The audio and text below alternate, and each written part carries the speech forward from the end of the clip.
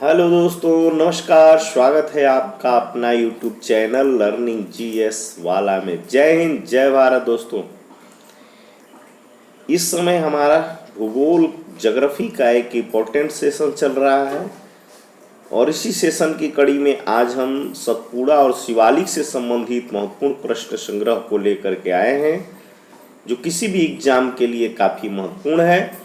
तो चलिए बिना समय गंवाए आज के सेशन के पहले क्वेश्चन जो स्क्रीन पर दिखाई पड़ रहा है शुरू करते हैं। इससे पहले हम आपको एक सूचना देना चाहते हैं कि कॉन्स्टिट्यूशन के सभी वीडियो इंपॉर्टेंट क्वेश्चन तथ्यों के साथ पड़े हुए हैं और ज्योग्राफी के भी इससे पहले कई वीडियो पड़े हैं, कई विषयों के पड़े हैं। आप उसे देख सकते हैं, काफ़ी महत्वपूर्ण है और बहुत उपयोगी है प्रतियोगी परीक्षा की दृष्टि से। तो चलिए आज के सेशन के पहले क्वेश्चन से शुरू करते हैं।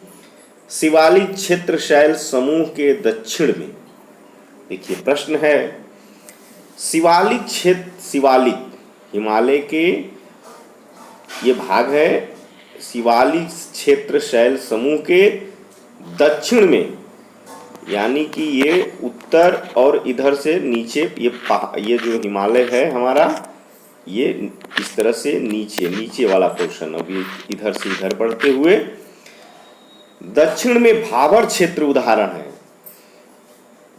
दक्षिण में देखिए, दक्षिण में खादर भाबर मिलते हैं किसके? तो शिवालिक के। ये अंत में शिवालिक पड़ता है। तो शिवालिक शैल क्षेत्र समूह के दक्षिण में भाबर क्षेत्र उदाहरण है किसका? तो गिरिपद की स्थिति का। ये भाबर किसका उदाहरण है? गिरिपद की स्थिति का। ऑप्शन संख्या 3 यानी कि 3 सही हो जाएगा। चलिए इसका एक तथ्य देख लीजिए और अच्छे से समझ लीजिए। भाबर मैदान शिवालिक के गिरिपद क्षेत्र के पश्चिम में सिंधु से पूरब में तीस्ता के बीच फैला हुआ है। 8 से 16 किलोमीटर। कितना? यदि ये देखिए, इस चीज को ध्यान भी रखिएगा, पश्चिम में सिंधु से पूरब में तीस्ता के बीच ये जो है शिवालिक के गिरिपद क्षेत्र फैला हुआ है। कभी कभी ये भी पूछ देता है कि सिंधु और तीस्ता के बीच, तो यही जो है शिवालिक के गिरिपद का क्षेत्र जो है फैला हुआ है। ठीक, सिंधु और तीस्ता के बीच। तो 8 से 16 किलोमीटर चौड़ाई में इस मैदान का निर्माण कैसे हुआ है? तो कंकड़ व बजरी की जमाव से हुआ है।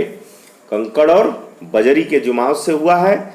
इसकी संरचना इतनी अधिक है कि समूची नदी इसमें लुप्त हो जाती है। क्या हो जाती है? लुप्त हो जाती है। और धरातल पर इसकी केवल सूखी घाटी, जब नदियां लुप्त हो जाती हैं तो सूखी घाटी ही दिखाई पड़ती हैं। भाबर मैदान की चौड़ाई पश्चिम की अपेक्षा, भाबर की जो मैदान की चौड़ाई है वह पश्चिम की अपेक्षा पूर्वी भाग पर कम पाई जाती है, यानी कि पश्चिम में ज़्यादा पाई जाती है, इधर के क्षेत्र में, और इधर के क्षेत्र में कम पाई जाती है।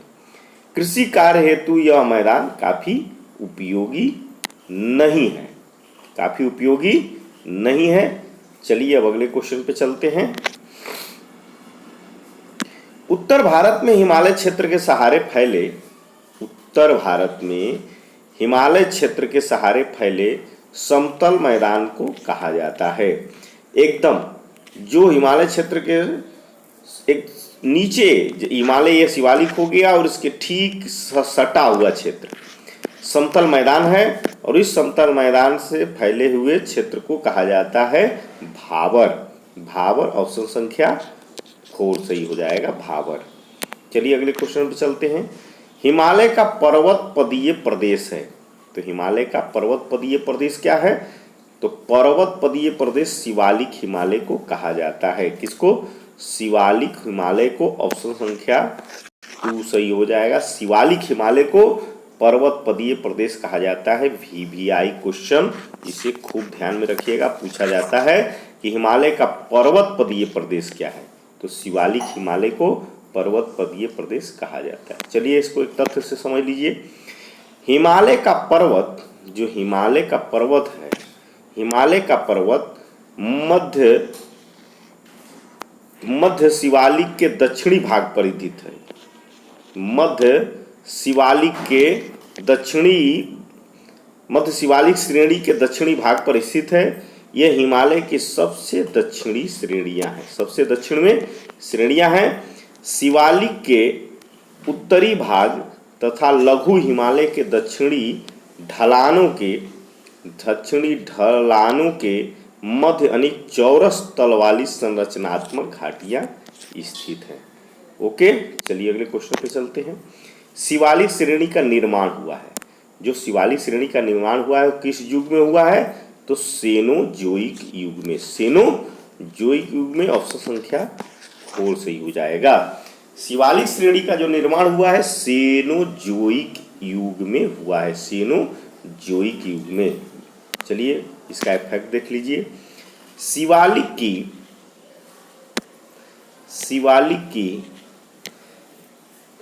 की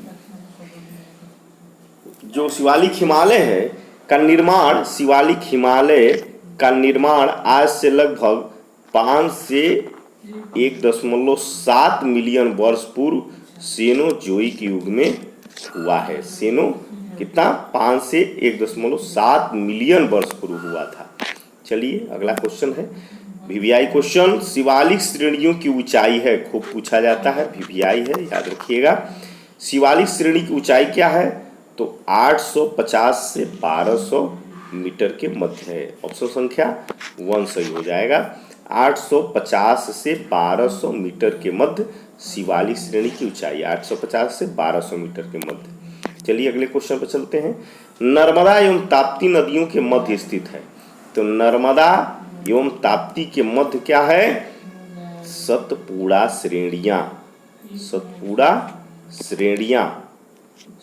श्रेणी जो है नर्मदा और ताप्ती के बीच है। वीवीआई क्वेश्चन है, इसे भी खूब याद रखिएगा।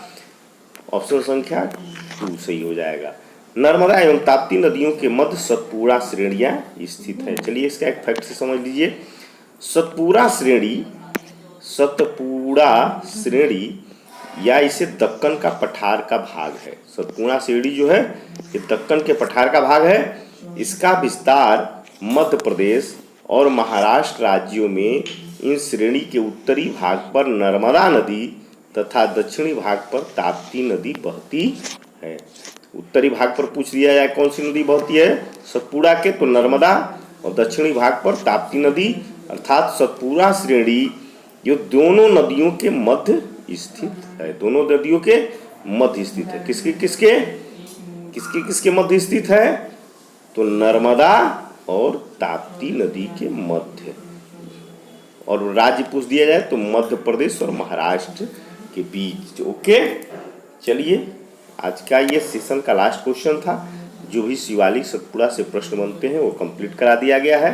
तो थैंक यू दोस्तों, आप इसे वॉच करते रहिए और यदि सब्सक्राइब न किए हो तो सब्सक्राइब कर लें और बेल आइकन को दबा दें ताकि वीडियो जैसे पड़े, रोज हमारे चैनल वीडियो दी जाती है, आपको नोटिफिकेशन तुरंत मिल जाए। ओके, थैंक यू दोस्तों, धन्यवाद।